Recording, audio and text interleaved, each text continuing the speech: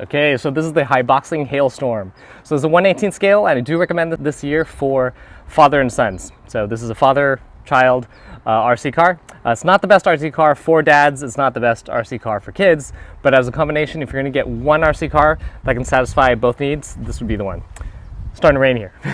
Okay, so basically the exclusive feature here is going to be the transmitter, and that's because it does have what's called a slow mode. So you pop that switch down to slow, and basically it'll go about 11 miles an hour, and it's good for entry level. Once you start getting used to it, you can pop it up to normal, and it'll go about 17 miles an hour ish. One thing I really like about this, I tend to do a lot of modifying of all sorts of things that I own, and you can modify the shocks. So here, Hyboxing actually sells upgraded oil-filled shocks. Out of the box, they are friction, so they don't have the damping that you would get with these upgraded ones. These are, people say these are cheap, but a set of 4 is going to cost you $16.50, which, I don't know, I feel like it's kind of a lot for shocks for a tiny little RC car. But regardless, you do get that damping capability if you decide to go that route. It does come with 2 LED lights. One of them is actually broken because I've been using this so much that too many crashes, I guess. But basically you'll see 2 LED lights in the one that you have, and we'll show you how that works on the inside once we pop that canopy open. So one thing I'll need to talk about is the pricing of this guy. So this is a truggy style. Basically it's half truck, half buggy.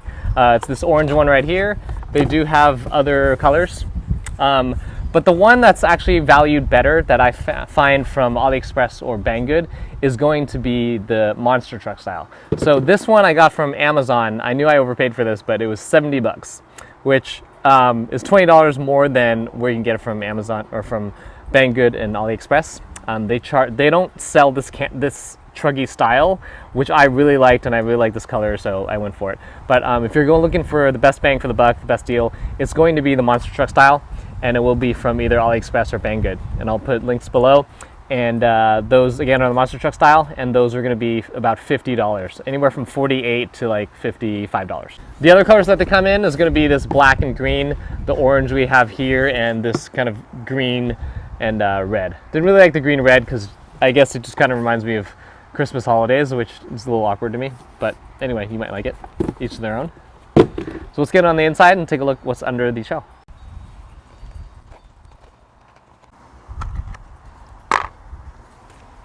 All right, so this is the inside of the Hyboxing Hailstorm or Rampage. It's gonna look the same. The difference between the Rampage, the monster truck style versus this truggy style is going to be basically the height of where these body clips are mounted, and the suspension is going to be a little bit taller, a little bit, possibly a little bit angled differently. So let's go ahead and look at the suspension. So one cool thing I talked about that I mentioned about the kind of tweaking of the RC car here, modifications you make other than replacing the shocks, is that you'll notice here, if we look closely, there's actually 2 holes where you can change where the suspension or the shocks are set. So on the bottom there's 2 holes. You can pick either the outer one or the inner one, and then up here it's going to be fixed. There's only going to be one location. So let's flip to the back, and we will see again the top location is going to be fixed, and the bottom, again, we have 2 options. We have the inside hole versus the outside hole. So that'll change the ride height, that'll change the damping, the handling a little bit. And right here, one thing that people don't like about kind of the budget RC cars, and it's fairly common, but inside you won't see the normal hex bolt. You'll see just this Phillips screw head.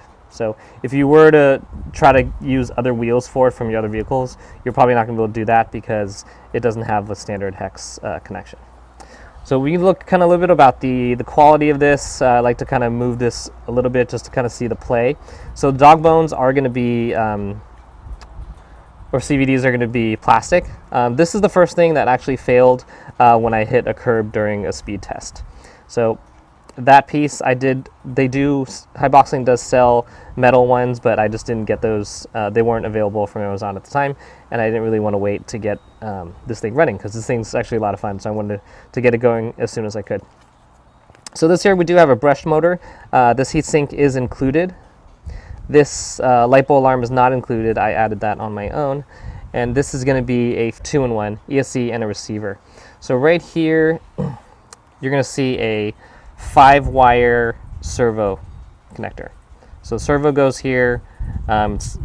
You can see it goes along, and this here is the servo. So if you were to change it to your own receiver, which a lot of people like to modify and do, you're not going to be able to do that easily because you will need to change the servo to a standard 3-wire servo. This one does a 5-wire. And this wire here is going to be for the headlights. So this is going to be the headlights that's included. So you do have to wire this on your own. You just plug that in, and it goes along this way, and you will see headlights here. So again, one of them broke. It has been kind of hard to find replacements, but I think I just need to pull that open and then maybe just resolder or something. But it's not a big deal. We're going to look a little bit more in detail with the transmitter. So this transmitter is quite small. I mean, this is designed for kids, I would suppose. So basically, there's no endpoint control. There's only be the on and off switch here. And as I talked about earlier, there's going to be the normal and slow mode. And this is steering reverse. Basically, if I don't know why you would use that, but for some reason, if when they hooked it up in the factory, if when you pull the trigger, it goes backwards and you push forward and it goes forward, kind of the opposite of how it normally goes, then you would just flip that. Or I guess if you're modifying with your own motor and you cross the wires, then you can use that. But for most use out of the box, you're just going to toggle between slow mode and normal mode. And here is the trim control. So you can do, basically if the wheels are not going straight, then you're going to turn that. If it's going too far to the right, you're going to turn a little bit to the left, and opposite is true to compensate for the other direction. One thing that I found unusual about this car is it comes with these little foam discs here, and basically that just helps prevent, because underneath the foam disc are these body clips, and what the foam does is it prevents the body clip from basically piercing through the shell or the body here. And so these you'll lose in an instant. So what I did was I just super glued it onto the posts because you're never really going to take them off. This here is the LiPo battery that you can replace with a lithium ion battery. One thing that's super important to talk about as far as it comes to budget vehicles, RC cars for kids, is runtime. Runtime is crucial because these things take over an hour, maybe even 2 hours with the USB charger it comes with. To charge, and so if you don't have a lot of runtime, it's not going to be a lot of fun for the kids to be waiting around for batteries to charge. So this thing actually gets 20 minutes. So I ran this for about 10 minutes prior to doing this video, and then after we did the video, my daughter wanted to play, so she played for another 10 minutes. And the cool news that I just learned today is that the ESC in here has a LiPo cutoff of 3.5 volts. So what that means is that LiPo batteries and even lithium ion batteries, you generally don't want to have the voltage go too low. If it goes below 3.0 volts, your charger won't even recognize it and won't charge it at all. 3.2 gets kind of be critical. You do want to stop using it when you get to about 3.5, 3.4. So it's pretty cool that the cutoff is at 3.5, so it won't operate anymore, and it's at a level that's not dangerous for your battery as far as longevity goes. So 20 minutes for this. To give you an idea of what that means, this guy is the WL Toys 144001, and this is a buggy. It gets 7 minutes. So 7 minutes, 20 minutes, 7 minutes, 20 minutes. And then this guy here, not related, but it's a indoor quadcopter, JJRC H36, and this gets 5 minutes. So that gives you an idea of what 20 minutes really means as far as the RC world is concerned. And so that is very impressive with this. I've used one other HBX product, and that is the 16889, and it is a larger vehicle, and it also gets 20 plus minutes. So very nice that we get 20 minutes of runtime with this vehicle. So that's probably a good buying point in itself. This here is indeed 800 milliamp hours. And so it is a bit of a snug fit here, so you're not going to fit a ton of batteries. LiPo ones are going to be slightly taller, and how you accommodate the LiPo battery is that right here there's two locations for where this, we're going to call this the battery cover plate, this piece right here, this black piece. And so with a thicker battery, you just raise this screw to the top level and it can accommodate a taller battery. When you're going back and forth and using LiPos, which I do often do, when you put the body clip here and secure it, this thing tends to kind of get loose and it can slip out. It's only happened once with really aggressive driving. But what you can do is since you're not using a balance lead for a lithium ion battery, the balance lead for the LiPo alarm is more for the LiPo battery. So this one I actually just tuck under here, and then it creates just a little bit more thickness, if you will, and so that kind of keeps that in place. And this here again is the JST connector. This is kind of the standard for smaller RCs that don't require a lot of amperage from the motor here. One unusual thing about this RC car is the on switch. So when the on switch, we're going to turn the receiver on first because that's what you should do. And over here, this is the on switch. Rather than a toggle switch, you actually need to hold it in. So you're going to hold it in, and then you probably saw the wheel twitch, and so now that's on. So turn that off. Again, there's no toggle. You just hold it on, and then you let go. So normally when you're playing with this, we're going to go ahead and pretend it's like this. You're always going to turn on the receiver first. That's important so that you don't get any interference that may make your car fly away. So we turn on the receiver. We're going to leave this here, and when I turn that on, you're going to see the servo correct the wheels to go straight. So you're definitely going to want to wait to do that. Don't just turn it on and then start playing right away. You want to just give it the few seconds to kind of set itself together. So there you saw it just it's straightened out on its own.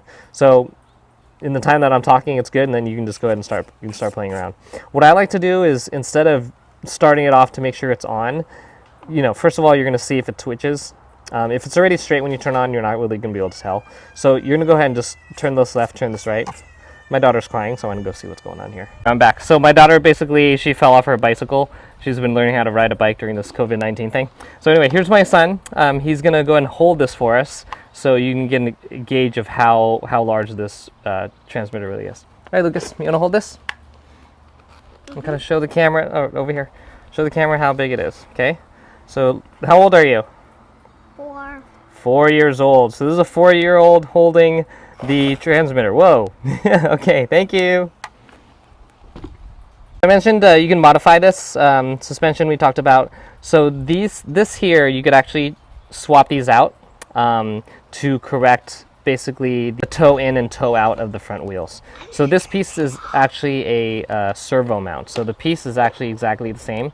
We're buying replacement pieces of these and using them here. And so now there is a little bit of toe out, but you can correct it to be completely toe in, toe out, or just straight on, however you like. I want to show the bottom of this. Nothing amusing, but just in case you wanted to take a look here.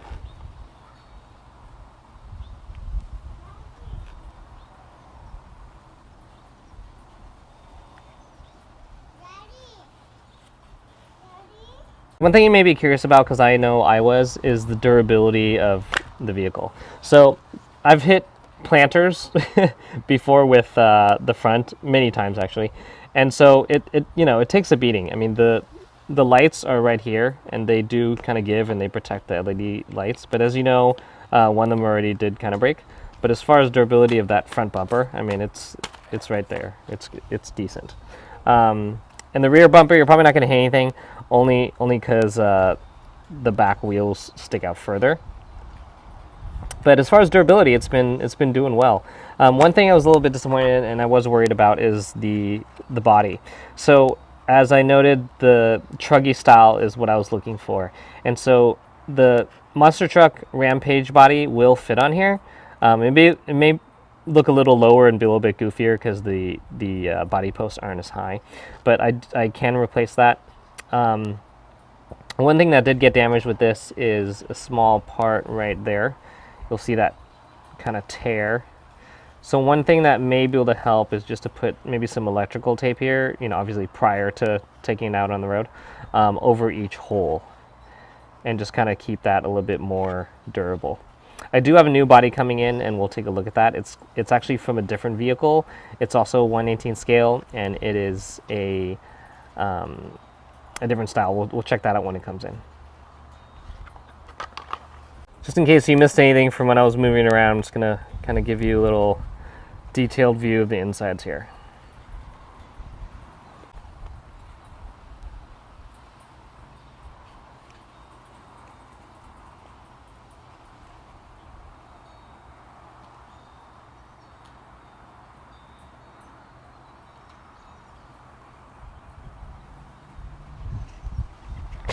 One note about how the body tore, it happens to be right where the spoiler is. So I think during one of the falls, there's just a lot of pressure here, and it's basically pushing up on that middle. So I wouldn't be surprised if this one starts to tear. I'd probably put some electrical tape there, and I would recommend that before you take your own for its first journey.